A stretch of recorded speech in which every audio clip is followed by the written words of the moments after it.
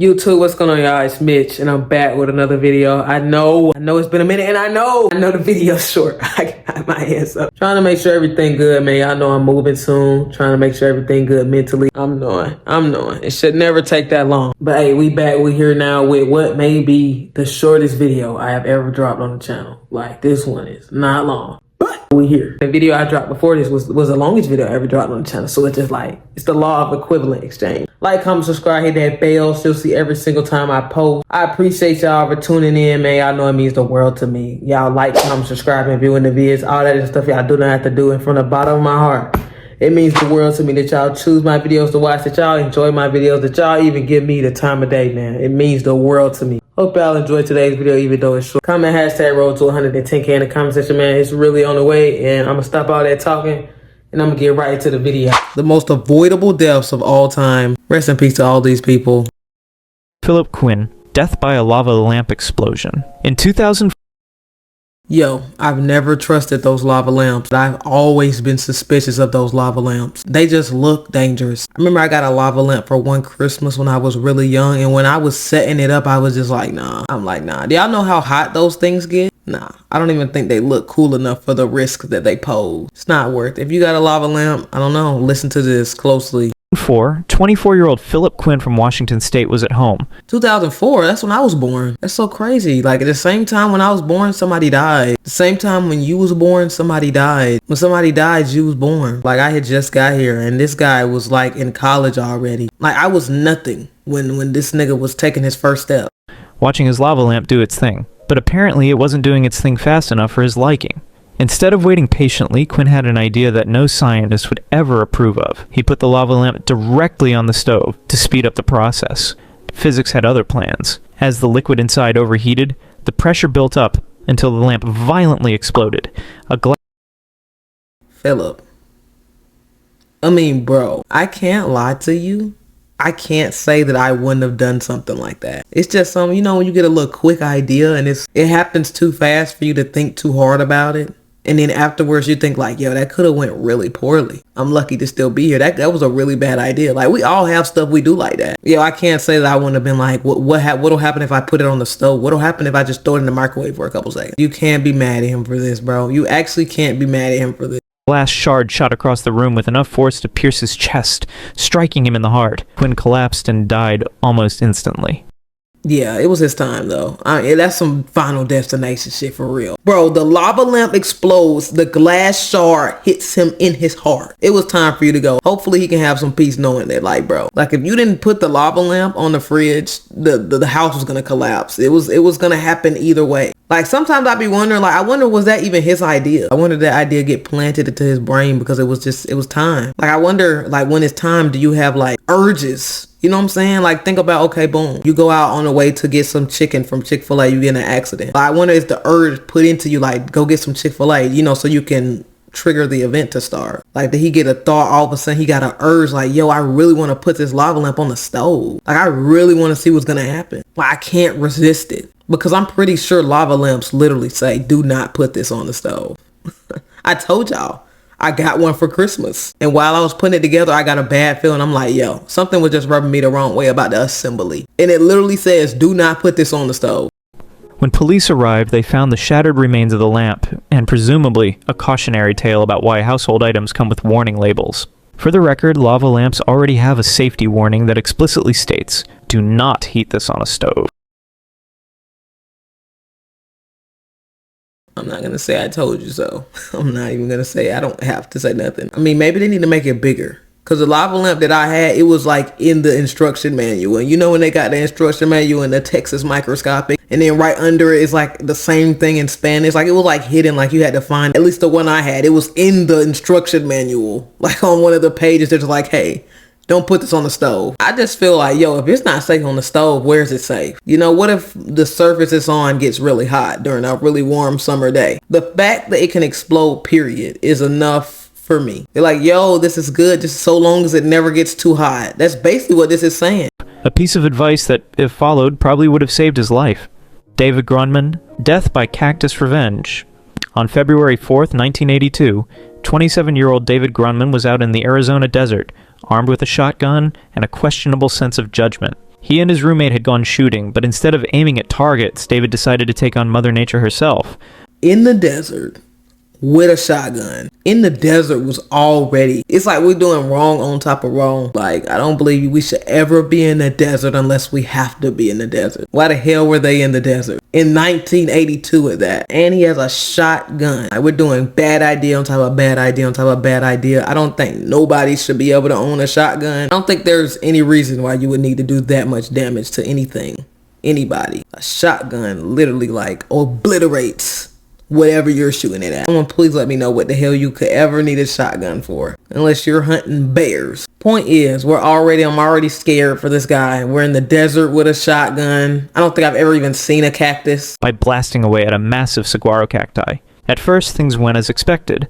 He fired at a small cactus, watching it collapse in defeat. Okay, I see where this is gonna go. These are bad hobbies here. I'm not gonna lie, bad activities. This should not have been the thing that we doing for fun. I can't think of one reason why we did this. Like, niggas used to just be doing shit. I ain't gonna lie, he was just doing shit. And like, this is what I'm saying from before. I feel like sometimes when it's your time to go and you not like, you know what I'm saying, in any imminent danger, you'll get urges to just do something that's gonna trigger the event. This was not his choice. I'm about to have the time of my life. Yeah, shooting the cactus in the desert with the shotgun. That's about to be so fun. Encouraged by his success, he set his sights on a much larger 26-foot saguaro and unloaded his shotgun into it.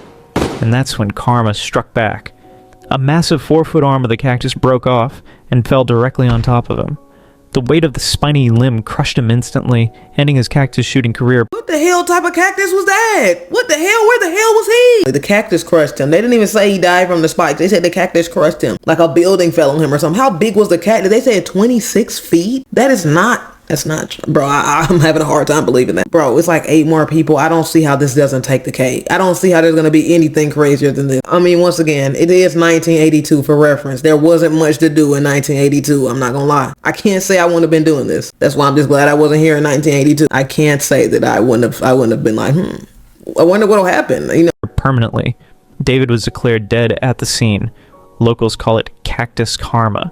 A brutal reminder that desert plants have survived for thousands of years, and they don't take kindly to being shot at. This could have been avoided if David had just picked a different hobby, maybe fishing, or literally anything that doesn't involve shooting at 500-pound plants. Hence Steininger. Death by beard entanglement. Hans Steininger was a... Just like, bro, to have so many dreams, so many aspirations, so many thoughts, like so many experiences, so many memories, bro, and get took out by your beard, it's not fair. Well-respected mayor in 16th century Austria, known for his wisdom, leadership, and an absolutely massive beard. At 4.5 feet long, it was less of a facial feature and more of an accessory, one that he usually rolled up and tucked into his pocket like a Renaissance era. Okay, why the fuck are you tucking your beard in your pocket? You know what? If I saw somebody outside with their beard tucked into their pocket, I may never recover. I would literally start screaming and I wouldn't stop. I would literally make this list. I would start acting out. I would. That would really disturb me on a deeper level. Why the fuck is your beard tucked into your pocket? That would really blow me though, y'all. Like, y'all not understand. Oh my gosh, bro. And then you untuck it and it falls down to your feet. Don't let me ever see a nigga with a beard down to his feet. I genuinely might. I don't know what I'm going to be capable of if I witness that. I'm not going to lie. What the fuck were you doing? A fashion statement. But one day, during a sudden fire in town, Steininger forgot to tuck in his beard before running to help. As he hurried down a flight of stairs, he stepped on it, tripped, and fell head. Come on, bro, I never try. It's somebody beards that don't sit right with me anyway. Like, you just got this big wad of hair hanging from your face. I never fucked with that. Before running to help. As he hurried down a flight of stairs, he stepped on it, tripped, and fell head first, breaking his neck. Yes, this man was literally taken down by his own beard. If there's any lesson to take from this, it's that at a certain length, a beard stops being stylish and starts being a tripwire. Elena Struthers. How do they know he tripped over the beard? How do they know he didn't just trip? Why they had to blame it on his beard? Look at that beard though. Bro, yeah, I'm not even gonna say too much because you really gonna blow me. Gardner, impaled by metal straw. Reusable straws are supposed to save the environment. This is probably one of the only ones that I can actually see. Like, I don't feel like this is that crazy. I feel like this is something that could happen to. This is some Final Destination shit though. I can already tell. But out of everyone, I feel like this one is the least crazy, bro. But this one didn't even save a single person. In November 2019, in Broad... 2019? That was not that long ago. Oh my gosh. Why did they draw her like this? Stone, England. 60-year-old Lena Struthers Gardner, a retired jockey with mobility issues, was at home sipping from a mason jar with a built-in stainless steel straw. But as she walked through the kitchen, she suddenly lost her footing and fell. The metal straw, held firmly in place by the lid, did not budge. Instead, it impaled her left eye, driving straight into her brain. Her wife, Mandy, rushed in after hearing the sound of her collapse, only to find Lena making strange, gurgling noises. Emergency responders rushed her to the hospital. Yo, that whoever found her is genuinely never gonna be the same. That has to be the most horrifying thing to witness. That has to be horrifying. Well, I'm talking about the person who found her. I mean, it sounds like she lived through most of this. Like, gosh, bro, that's the worst thing ever. Like, when something like this happens and you don't go immediately, like, you got time to just sit there in pain. You got time to just be there like, yo, that shit just went through my eye. Yo, it's in my eye. Videos like this, and when you hear about stuff like this, it like make you not want to do nothing ever. You can really check doing anything. But the injury was too severe, and she passed away the next day. Doctors later noted that if the straw hadn't been held rigidly in place by the lid, it might have moved or bent upon impact. But because it was locked in, it turned into a miniature javelin waiting for an unfortunate victim. This tragedy sparked safety discussions around metal straws, because as it turns out, sharp, movable metal spikes near your face can in fact be dangerous. Who could have seen that coming? Jennifer Strange, overdosing on water.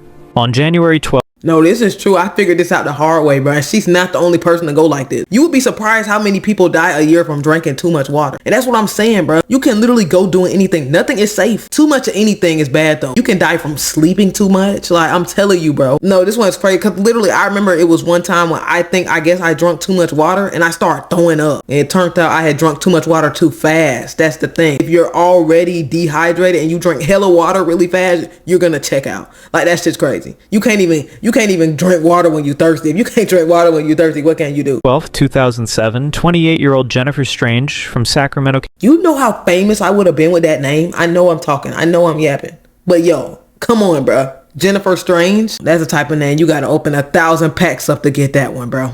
That's a godly. Y'all remember Murder Mystery too? That's why when you open up them packs and you get a godly, this is a godly. California, set out to win a Nintendo Wii for her kids. The contest, called Hold Your Wii for a Wii, was simple.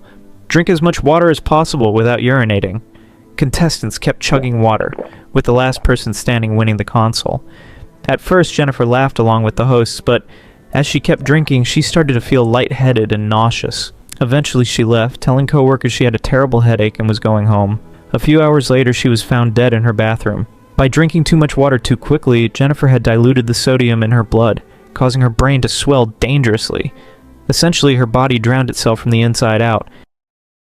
Anything can happen to you, and you gotta really think it was no way she could even know she needed to go to the hospital. I mean, if you go to the hospital with this problem, how will they even help you? You can't do shit. You really can't do nothing. I mean, this shit really got me thinking, bro. Like, every day is a blessing, bro, for real. We got people checking out with legendary names from drinking too much water. With a name like that, you supposed to have plot armor, bro. Come on, bro. Where was her plot armor? And she didn't even win the Wii.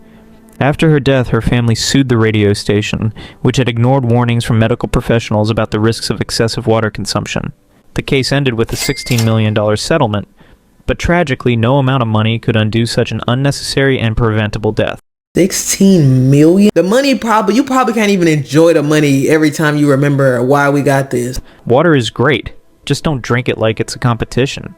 Jimmy Hesseldon, death by Segway cliff dive. In 2010, British millionaire Jimmy Hesseldon, the owner of the Segway company, set out to test a new all-terrain version of his product on his private estate. With plenty of open land to explore, it seemed like the perfect place for a smooth ride, except for one poorly placed cliff. While navigating, A cliff could not be poorly. How the fuck didn't you see the cliff, man? Yo, I know I have a story for every one of these, but bro, something like this almost happened to me when I was a kid. Yeah, I remember the Fisher Price bikes. We was riding on the little Fisher Price bikes in the driveway. So I'm going down the hill, headed straight into the street. And the driveway to my house was like super steep. Y'all ever been to somebody's house or lived in a house and the driveway like basically went straight down? And it's like once you start going down that hill, it's nothing you could do, bro. It was no way I could stop the bike. And I remember like busting into the street and niggas had to slam on their brakes. It was a traumatic experience. I don't think I ever rode that bike again after that. So this is making me have flashbacks. Cause once he hit this point right here, it was nothing he could do. Look at the steepness of this hill. It was over unless he dove off to the side. That's the only way he was getting out of this. He would have had to dive off that bit. Navigating the terrain, Hesseldon somehow lost control near the edge, veered off the path, and tragically plunged 42 feet into a river below. Rescue teams arrived, but it was too late. The man who owned the Segway company had been defeated by the very thing he sold. This death could have been avoided by not testing a self-balancing scooter near the edge of a literal cliff, or maybe by installing guardrails, or just... I mean, damn, bro. How you didn't see the cliff? How do you miss a cliff? And this is your crib. So you know how do you not know you have a cliff in your crib? How you not know you got a cliff in the backyard? 42 feet is crazy though, because he had enough time to know that he was falling. I hate shit like that. Like, I hate when people die and they have time to know that they're dying. Like, he had time to be like, yo, I don't see how I get out of this one. Nigga, I'm plunging. Nigga, I'm falling. Walking. Dr. Jacqueline Qataric. Suffocation in chimney.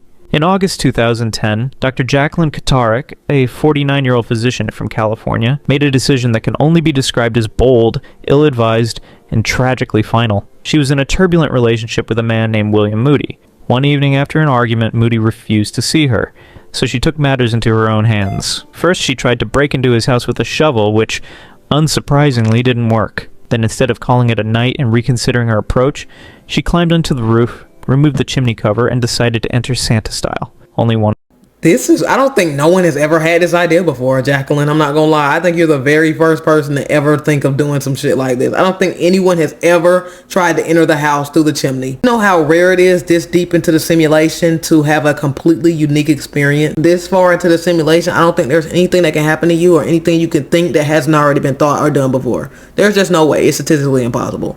I think Jacqueline is the first person to unlock this super ultra rare achievement, like on some Xbox shit. How did she even get on the roof? Okay, this is not even the craziest part to me. How did she get on the roof? Y'all know how hard it is to get on the roof of a house? You're not getting on the roof unless you have a ladder, bruh. Like I said in the beginning, sometimes I believe events, like I believe shit started getting artificial. Like maybe it was her time to go and she wasn't complying with cause bro, she started like having urges that this was not her idea. That's what I'm saying, bro. She did not choose to do this. She started having urges and having thoughts that got planted in her brain so she can trigger the event. You might just sit in the house all day and then be like, damn, I really want some salad. Like all of a sudden you really want some salad. That's because you're finna get up, get in your car, and go trigger the event. That's the only way. You know what I'm saying? You weren't leaving the house. I refuse to believe she chose to do this, bro. You thought you just finna drop in his living room? Bro, if anything, you gotta think, damn, what if I drop on the fire? What if the fireplace is lit? Yo, fireplaces are a bad idea too. We gotta really think about that. No, y'all gotta be really thinking. Why the hell would you start a fire inside your house? That is actually a horrible idea. That's actually crazy. You gotta think about that, bro. A fire just going in the living room. It's contained though. It's not even really giving us too much heat. It's kind of for decoration purposes. We got a fire blazing.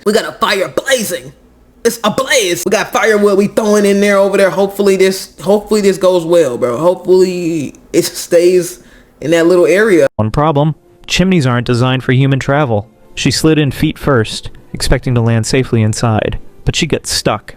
Badly. When she didn't show up for work the next day, colleagues reported her missing. 3 days later, a house sitter noticed a strange smell coming from the fireplace. Firefighters spent 5 hours breaking apart the chimney to reach her. She had been trapped just 2 feet above the opening. The autopsy revealed that she had suffocated due to the extreme pressure on her chest, which made it impossible for her lungs to expand. Moody later expressed deep sadness over the tragic accident, calling it a horrendously bad decision. Okay, so many things wrong with that story, bro. First of all, how the hell did this nigga not know it was somebody in his chimney? I mean, low-key, if she screamed, she would have died faster because she's using up the little bit of air that she has left. That had to be an excruciating way to go. That remind me of that one nigga who got stuck in a cave. Y'all know that picture of the nigga stuck in a cave like this? I don't think nothing can beat that. I don't think no one will ever go out in a worse way than that. I don't think no one's ever topping him, but this is up there. This is definitely up there. I mean, that had to be just her sitting there like, wow, what have I gotten myself into? You getting lightheaded and shit. You can't breathe. You can't move. And you just like, wow, I really outdid myself this time. I would have to move though. I'm not gonna lie. There's no way I could stay in that house after that. 2 days, there's no way he wasn't sitting in the house eating chips, just chilling while she was in the chimney checking, slowly dying while you just watching Family Guy. Decision that cost her life.